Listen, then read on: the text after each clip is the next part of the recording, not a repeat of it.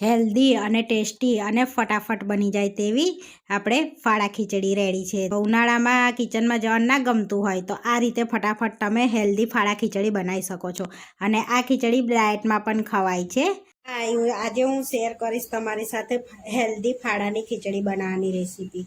તો આગળ મેં ફાડા લઈ લીધા છે 1 કપ, અને 1 કપથી બી ઓછી મગની દાળ લીધી છે.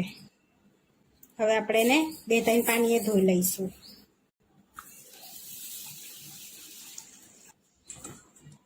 અહીંયા સારી રીતે આપણે આ બધું પાણી નીકળી જાય આવું સફેદ સફેદ ત્યાં સુધી આપણે એને ધોવાની છે. હવે અહીંયા મેં 2-3 પાણીએ ધોઈ લીધું છે. હવે આપણે 10-15 મિનિટ માટે એને પલાળવા મૂકીશું. જે પલાળેલું હોય ને તો ખીચડી સારી બને છે. જેવું થઈ ગયું છે, આપણા મગની દાળે પલળી ગઈ છે ને ફાડાએ પલળી ગયા છે. હવે એક પાણી આપણે ધોઈ લઈશું એને ફરી. હવે ધોઈ લીધા છે આપણે.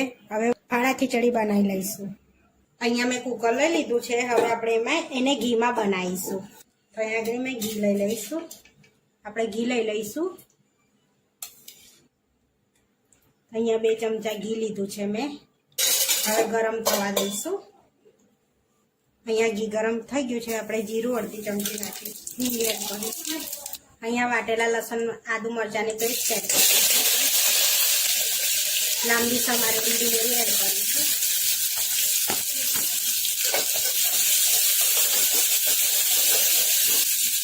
અને સિંગાના મોટા માલ પત્ર જેવું એડ કરીશું. કેપ્સિકમ એડ કરીશું.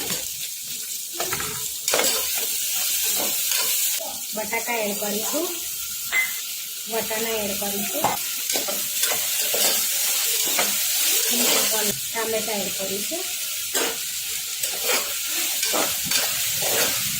થોડી વાર હવે અડધી ચમચી હળદર એડ કરી, અડધી ચમચી તીખું મરચું એડ કરીશું.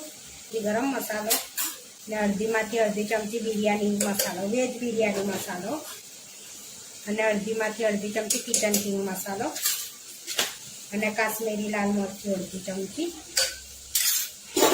મિક્સ કરી લઈશું બધું. હવે ફાડા ઉમેરી લઈશું પલાળેલા. હવે પાણી એડ કરીશું. તો અહીંયા 1 કપ,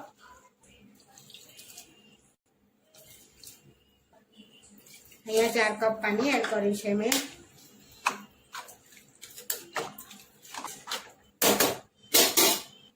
હવે સ્વાદ પ્રમાણે મીઠું એડ કર્યું છે અડધી ચમચી ઉપર.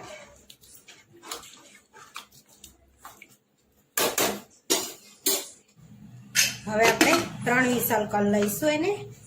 તો ધીમા તાપે આપણે 3 વિસલ કરી લેવાની છે. હવે ચેક કરી લઈશું. 3 સીટી થઈ ગઈ છે. આપણે ફાડા ખીચડી રેડી થઈ ગઈ છે. હવે સર્વ કરી લઈશું. હવે આપણે ફાડા લઈ લઈશું. ફાડા ખીચડી લઈ લઈશું. હવે દાણા એડ કરીશું ઉપરથી. આપણે અહીંયા ડુંગળી લઈ લઈએ છીએ.